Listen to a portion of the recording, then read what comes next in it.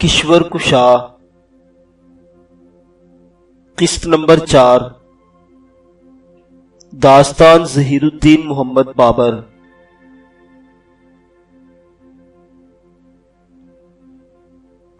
ہمایوں 18 سال کا ہو چکا تھا۔ بابر نے جشن منایا اور داڑھی منڈوانے کی رسم ادا کی گئی۔ جھولیاں بھر بھر کر سکے نچھاور کیے۔ اسی منزل پر اس کے مخبر خبر لائے کہ ابراہیم لودھی پیش قدمی جاری رکھے ہوئے ہے۔ وہ 2 کوس بڑھ کر رک جاتا ہے اور 2-3 دن ایک منزل میں گزار کر پھر آگے بڑھتا ہے۔ اس سے ظاہر ہوتا تھا کہ وہ زیادہ آگے بڑھنا نہیں چاہتا، بلکہ یہ لڑائی وہ دہلی کے قرب و جوار میں لڑنا چاہتا ہے۔ اسی لیے وہ بابر کو آگے بڑھنے کے لیے موقع دے رہا ہے۔ بابر کے کوہستانی سپاہی اور سردار پہاڑوں کے موسم اور مناظر سے مانوس تھے۔ انہیں دامنے کوسے میدان میں آنا اچھا نہیں تھا۔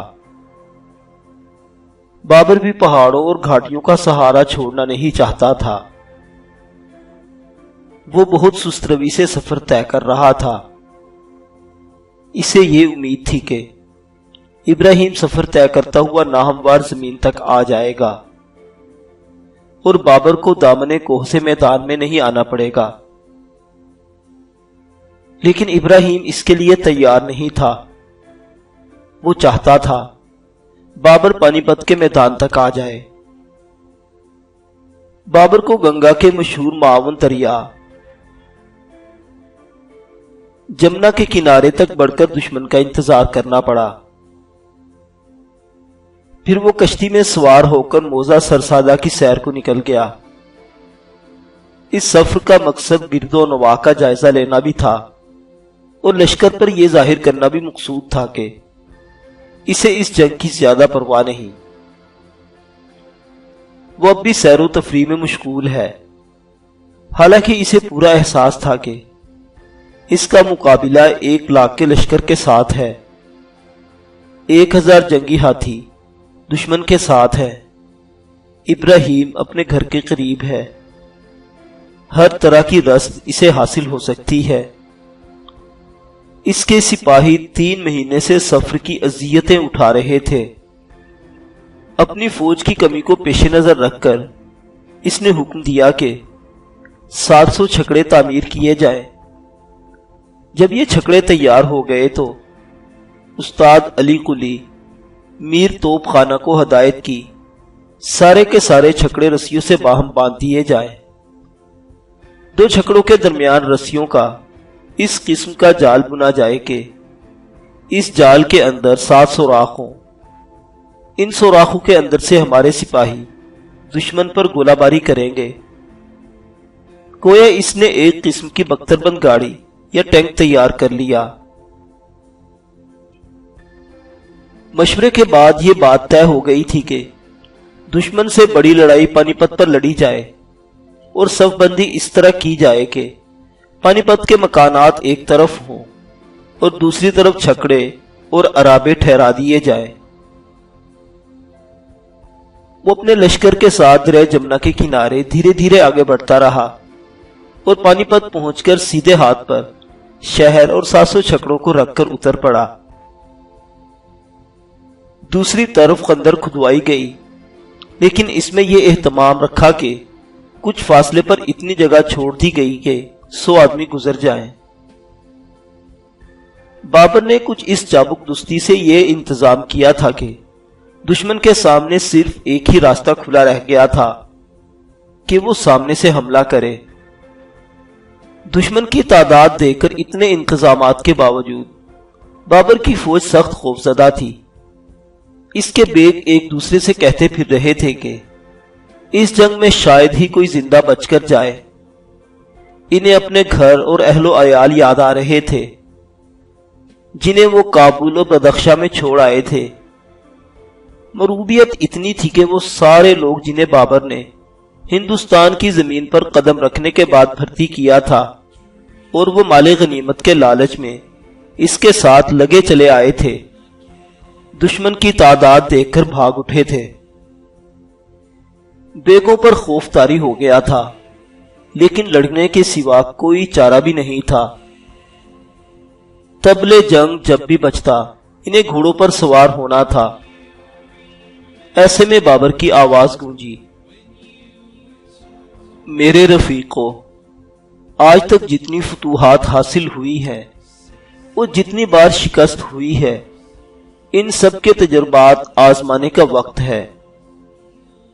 بے شک سلطان دہلی کے ساتھ نیم ویراں کابل سے 4 گنا زیادہ فوج ہے، لیکن اس کے پاس تم جیسے بہادر نہیں ہیں۔ اگر ہم فتح یاب ہوئے، اور یقیناً ہوں گے، تو میں تمہیں اتنا دوں گا کہ تمہاری نسلیں کھائیں گی۔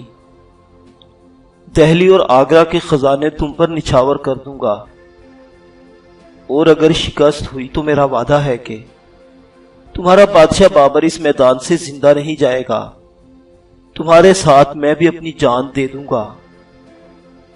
خدا پر بھروسہ کرو اور یاد رکھو، خدا کی مرضی کے بغیر ایک پتا بھی نہیں ہلتا، وہی ہوتا ہے جو وہ چاہتا ہے۔ ایسی ہی ایک تقریر اس نے سمرقند کی فتح کے موقع پر کی تھی اور اپنے سپاہیوں میں حوصلے کی روح پھونک دی تھی۔ اس موقع پر بھی یہی ہوا۔ اس کے سرداروں اور سپاہیوں میں ایک نیا جذبہ جاگ اٹھا۔ ایک ہفتے سے بابر کی فوج لشکر گاہ کی پتلی پٹی کے گرد قصبہ پانی پت سے بائیں جانب باڑ تیار کر رہی تھی۔ اس کے کنارے کنارے 700 چھکڑے چرمی رسوں سے باندھے تھے اور تھوڑے تھوڑے فاصلے پر چوڑے فصیل چھوڑے تھے، جن میں عثمانی ترک ماہروں کی توپیں زنجیروں کے پیچھے لگائی گئی تھی۔ بعض کھلے فصل وہ تھے جن میں چرمی جالیاں بندوقچیوں کی حفاظت کے لیے تھی، اور قطار کی بائیں سرے پر زیادہ چوڑی جگہ چھوڑی تھی کہ یہاں سے 200 سواروں کا پورا پرہ جھپٹ کر دشمن پر جا گرے۔ اب اسے حملے کا انتظار تھا، لیکن سپاہی دہلی نے کوئی جارحانہ پیش قدمی نہیں کی۔ یہی سلطان دہلی کی غلطی تھی۔ اس نے بابر کی فوج کو تھکن اتارنے کا پورا موقع دے دیا۔ بابر کو خندق کھودنے کا موقع بھی مل گیا۔ ابراہیم تو جیسے یہاں آ کر سو گیا تھا۔ بعض شرارتی بیگ اس کی بے حسی دیکھ کر دشمن کی چھاؤنی تک پہنچ گئے، خوب ہلڑ مچایا اور تنگ کر کے واپس چلے آئے۔ اس چھیڑ چھاڑ کو بھی دشمن نے بڑے تحمل سے برداشت کیا۔ ایک بڑی فوج بھی جو 400-500 ہزار سواروں پر مشتمل تھی، یعنی بابر کی آدھی دشمن فوج چھاؤنی کو چھو آئی۔ دشمن نے اس کا پیچھا بھی نہیں کیا۔ سپاہیوں کا ضبط جواب دیتا جا رہا تھا، طیش میں اضافہ ہو رہا تھا۔ ہر شخص یہ چاہتا تھا کہ جلد سے جلد جنگ چھڑ جائے۔ آخر یہ طے ہوا کہ دشمن پر شب خون مارا جائے۔ شب خون مارنے والے راستہ بھول گئے۔ جب پہنچے تو سورج طلوع ہو چکا تھا۔ ابراہیم کے لشکر میں لوگ جاگ گئے تھے۔ رسالے جنگی ہاتھی لیے مقابلے پر نکل آئے۔ باہم جھڑپ ہوئی، لیکن حملہ آوروں کو واپس ہونا پڑا۔ پھر ابراہیم کے سپاہیوں نے پیچھا نہیں کیا۔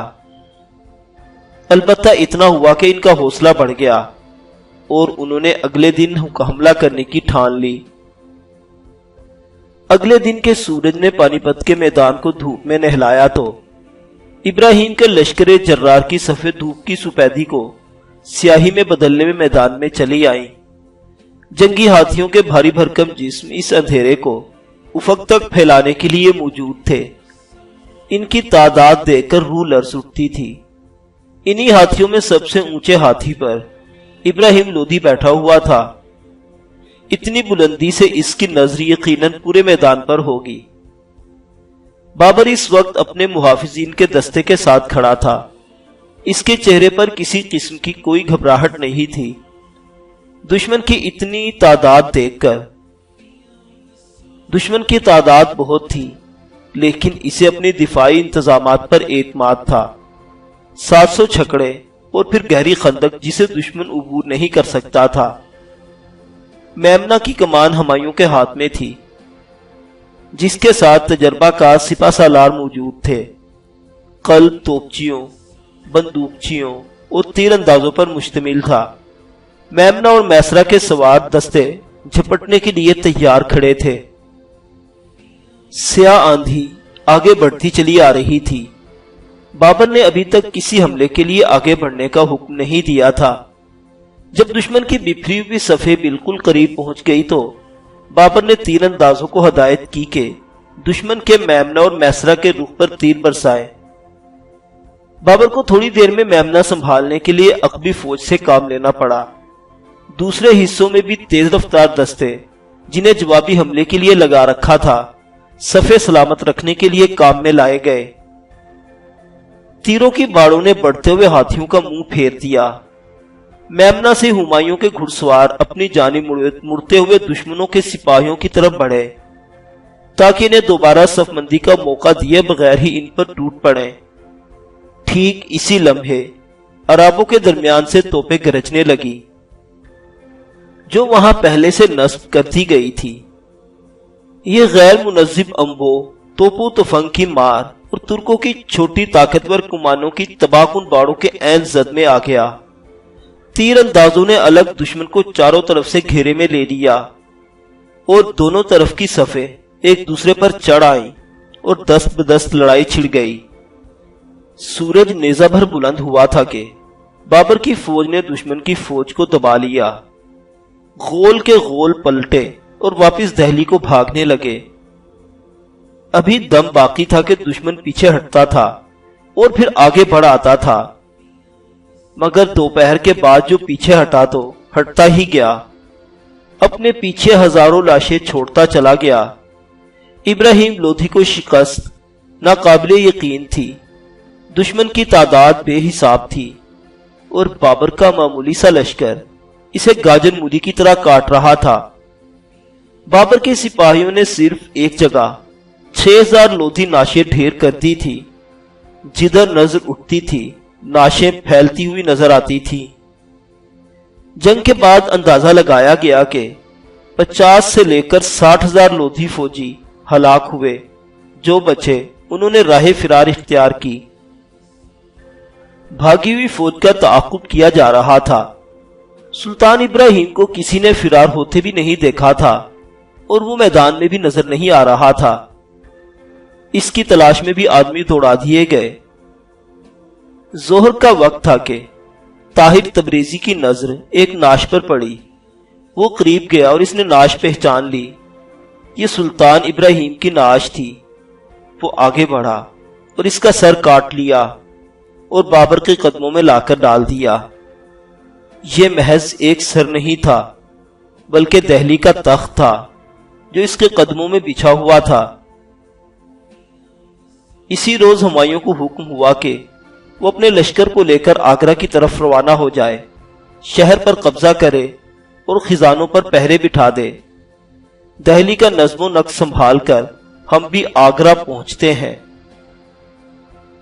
ہمایوں اپنا دستہ لے کر آگرہ پہنچا تو اب کون بچا تھا جو اس کا راستہ روکتا۔ شہر کے حکام نے باضابطہ اطاعت قبول کی، اس شرط پر کہ قلعے کے ان مقامات میں داخل نہ ہوا جائے جہاں بادشاہ کے ذاتی اسباب کے گودام اور یرغمال میں آئے ہوئے لوگ رہتے ہیں۔ ہمایوں کو نہ تو جلدی تھی نہ وہ خون خرابہ چاہتا تھا۔ اس نے کوئی زبردستی نہیں کی۔ اپنے سپاہی قلعے کے باہر بٹھا دیے اور دروازوں پر باپ کے آنے تک پہرا لگا دیا۔ یرغمال کے لوگوں میں گوالیار کی راجہ کے بیوی بچے بھی تھے۔ یہ دولت مند راجہ پانی پت کے میدان میں مارا گیا اور اس کے اہل و عیال نے قلعے سے نکل کر اپنے وطن جانے کی کوشش کی۔ ہمایوں کے پہرے داروں نے انہیں حراست میں لے لیا۔ ان عورتوں نے گھبرا کر کہا کہ وہ شہزادے کے حضور کچھ نظریں پیش کرنا چاہتے ہیں ان عورتوں نے غالباً شہزادے کو خوش کرنے کے لیے بیش قیمت جواہرات نذر کیے۔ انہی میں کوہ نور ہیرا تھا۔ یہ گلابی رنگ کا بھاری ہیرا 80 مسقال طلا تھا۔ 1 مسقال 25 تولے کے برابر ہوتا ہے۔ بابر دہلی سے آگرہ پہنچا تو ہمایوں نے شہر پر قبضہ کر لیا تھا، لیکن قلعے والے حیل و حجت سے کام لے رہے تھے۔ ہمایوں نے مذکورہ ہیرا باپ کی نظر کیا۔ قلندر باپ کی سخاوت دیکھو، یہ بیش قیمت ہیرا اسی وقت بیٹے کو بخش دیا۔ یہ بخشش یہیں تک محدود نہیں رہی، بابر کے ہاتھ 5 بادشاہوں کی دولت آئی تھی، اس نے سب بانٹ دی۔ اس نے خواجہ کلاں کے ہاتھوں میں 1 فہرست دی اور خزانوں کو اونٹوں پر لاد دیا اور ہدایت کی کہ ابھی کابل جاؤ اور دربار کے باغ میں ہر بیگم کا شامیانہ لگا کر نام بہ نام یہ تحفے تقسیم کرو۔ بہنوں اور بچوں اور دیگر عزیز و اقارب، کنیزوں، دارا اور مغلانیوں کے لیے الگ الگ فہرست تھی۔ ہر بیگم کو 1 کنیز، یاقوت، جواہر اور موتیوں کی بھری ہوئی کشتی، سکوں اور صدف سے بھرے ہوئے 2 خوان، 9 پارچے کے قیمتی خلط دیے گئے۔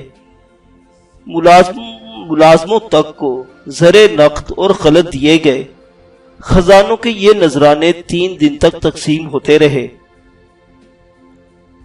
بابر کی فیاضی اپنے خاندان یا کابل تک محدود نہیں رہی، بلکہ قندوز، غزنی تک تحائف کے انبار گئے اور دور دراز بدخشاں کے کاشتکاروں اور ان کے بیوی بچوں نے چاندی کے سکے پائے۔